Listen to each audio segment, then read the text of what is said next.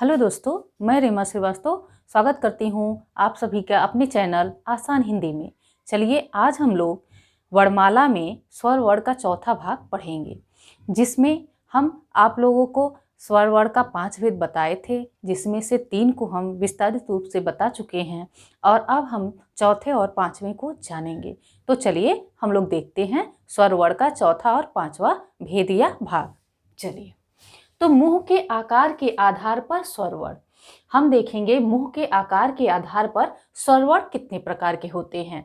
तो मुंह के आकार के आधार पे स्वर वर्णों की संख्या 2 है। पहला है संवृत और दूसरा है विवृत।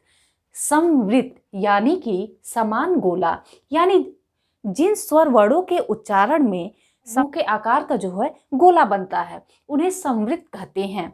ऐसे वर्ण हैं ई, उ और उ।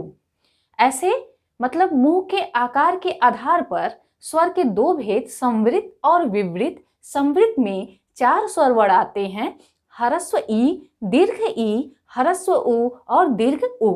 इसमें भी 2 भेद किया गया है।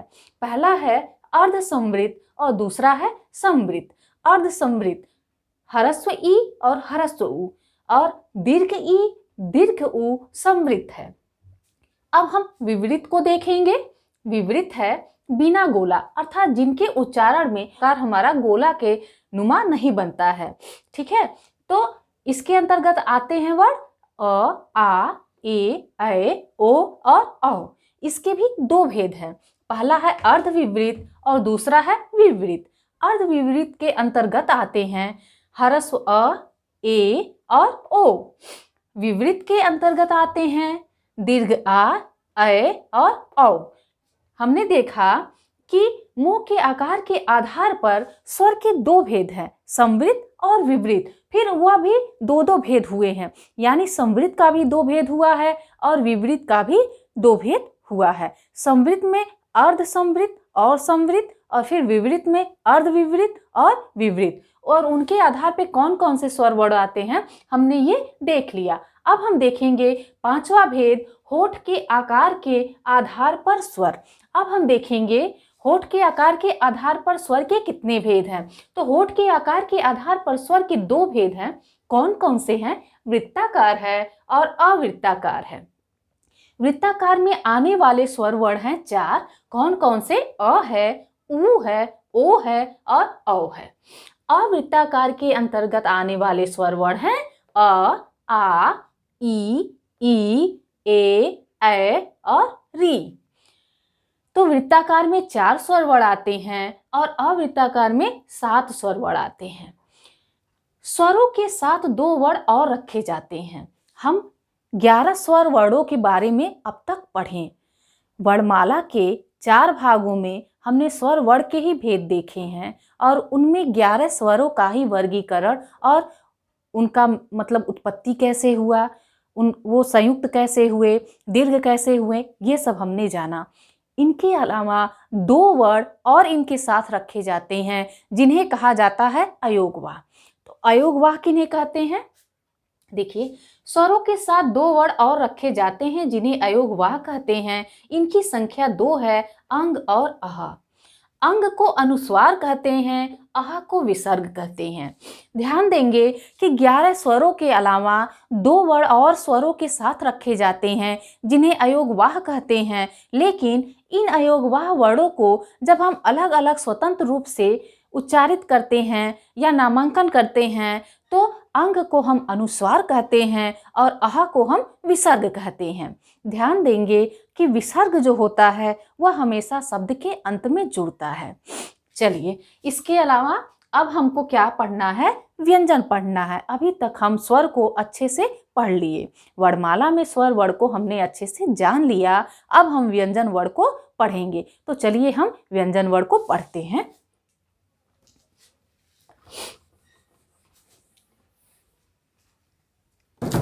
वर्णमाला में आज हम पढ़ेंगे व्यंजन वर्ण।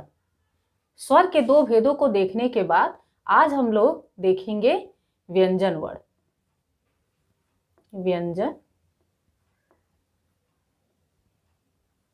वर्ण तो एक बार फिर से हम देखेंगे वर्णमाला में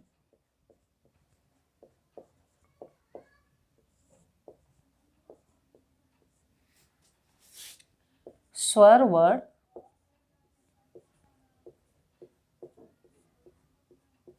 11 और व्यंजन वर्ण 33 होते हैं। 33 होते हैं। अब हम देखेंगे व्यंजन वर्ण को, ठीक है।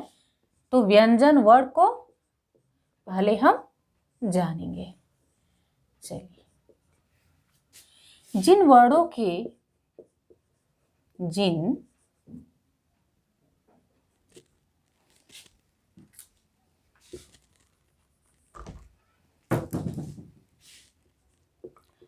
वर्णों के उच्चारण में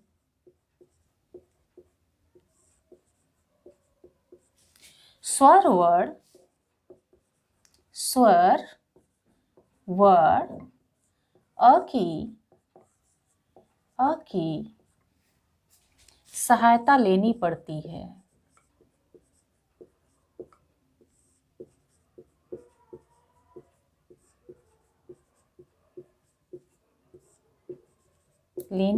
है, उन वर्णों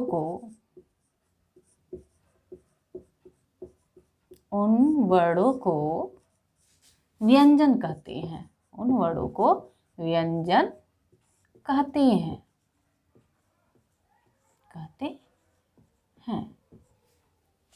इनकी संख्या 33 है, हमने ऊपर देख ही लिया है। अब हम देखेंगे कि 33 व्यंजन वर्ण कितने भागों में विभक्त है, ठीक है। तो व्यंजन वर्ण के 3 भाग हैं, या फिर व्यंजन वर्ण 3 प्रकार के होते हैं। प्रकार देखते हैं। व्यंजन वर्ण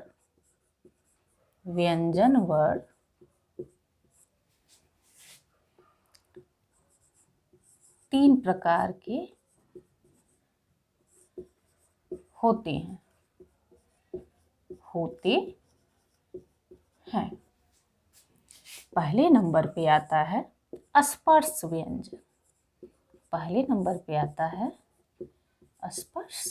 व्यंजन। दूसरा है अंतस्थ व्यंजन। तीसरे नंबर पे आता है ऊष्म व्यंजन।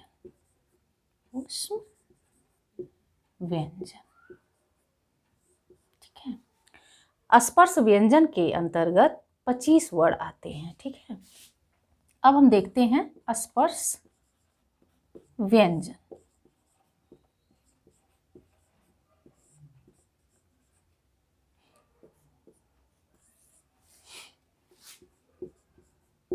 जिन वर्णों के उच्चारण में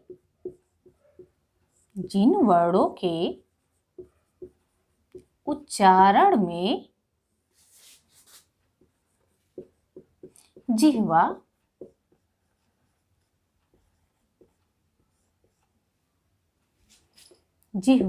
मुख के अंदर किसी न किसी भाग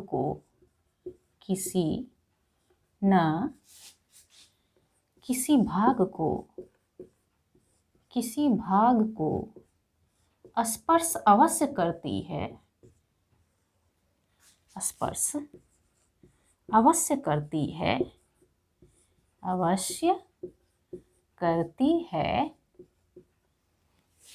उन्हीं वर्णों को स्पर्श व्यंजन कहते हैं। उन्हीं वर्णों को स्पर्श व्यंजन कहते हैं। इनकी संख्या इनकी संख्या 25 है। 25 है। ये 5 वर्गों में 5 वर्गों में विभाजित है। विभाजित है। एक वर्ग में वर्ण की संख्या, एक वर्ग में वर्णों की संख्या 5 होती है। 5 होती है। तो हमने देखा व्यंजन वर्ण को कि जिन वर्णों के उच्चारण में स्वर वर्ण अ की सहायता लेनी पड़ती है उन वर्णों को व्यंजन कहते हैं। व्यंजन के प्रकार देखिए। व्यंजन वर्ण 3 प्रकार के होते हैं। कौन कौन से? पहला स्पर्श व्यंजन, दूसरा अंतस्थ व्यंजन और तीसरा ऊष्म व्यंजन। स्पर्श व्यंजन जिन वर्णों के उच्चारण में जिह्वा मुख के अंदर किसी न किसी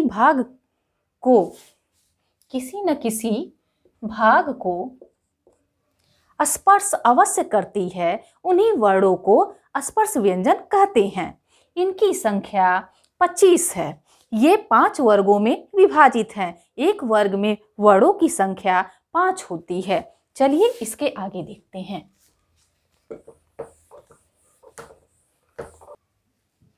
5 वर्ग कौन कौन से हैं? तो 5 वर्ग हैं। 5 वर्ग हैं। कौन कौन से? क वर्ग,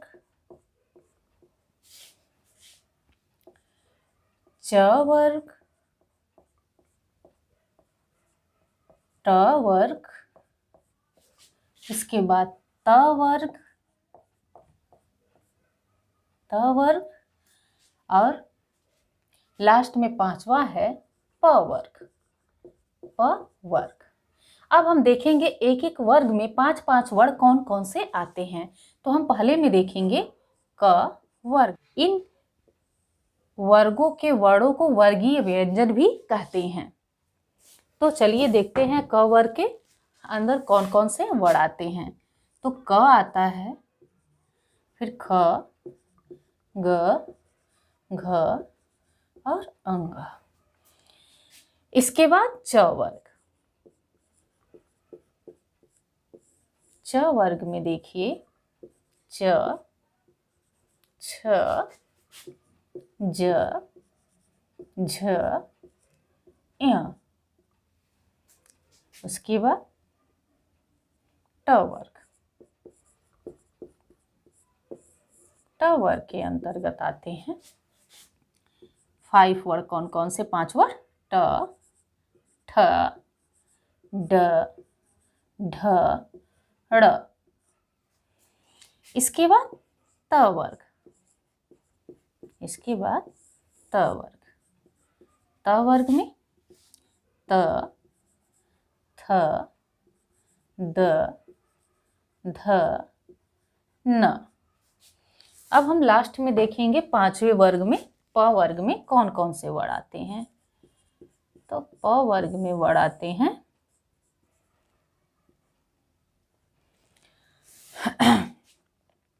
प, फ, ब, भ, म। इन 5 वर्णों को नासिक्य व्यंजन भी कहते हैं। नासिक्य व्यंजन।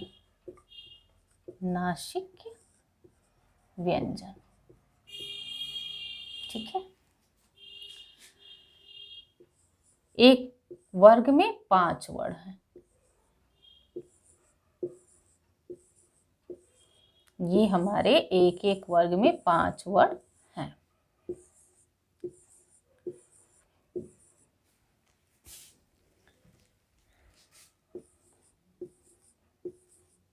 देखिए, इसमें अल्प प्राण और महाप्राण यानी वर्ग का दूसरा वर्ण और चौथा वर्ण क्या है? महाप्राण है। वर्ग का दूसरा और चौथा वर्ण महाप्राण है। ये क्या है? महाप्राण वर्ण है। दूसरा और चौथा, वर्ग का दूसरा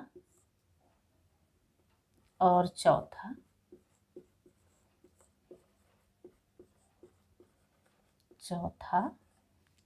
वर्ण महाप्राण होते हैं। महाप्राण होते हैं। ठीक है। बाकी पहला, तीसरा और पांचवा, पहला, तीसरा और पांचवा, पहला, उसके बाद तीसरा, पांचवा, पहला, तीसरा, पांचवा, पहला, उसके बाद तीसरा और पांचवा। तो पहला, तीसरा और पांचवा वर्ण क्या होता है? अल्प प्राण होता है।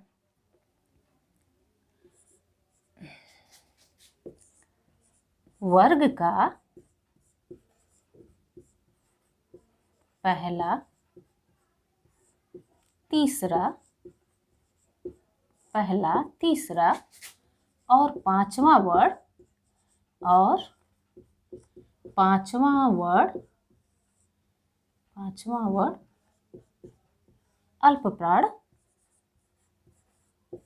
अल्प प्राण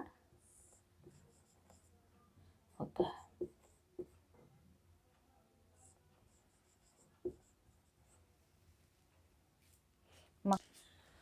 तो आज हम लोग स्वर के बचे हुए 2 भेदों को पढ़ा, उसके बाद व्यंजन वर्ण को जाना।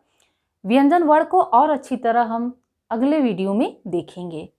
उम्मीद है आप लोग को हमारा पढ़ाया अच्छा लगता होगा। यदि अच्छा लगे तो हमारे चैनल को लाइक, शेयर, सब्सक्राइब जरूर करें और अपना सुझाव कमेंट बॉक्स में जरूर दें। धन्यवाद।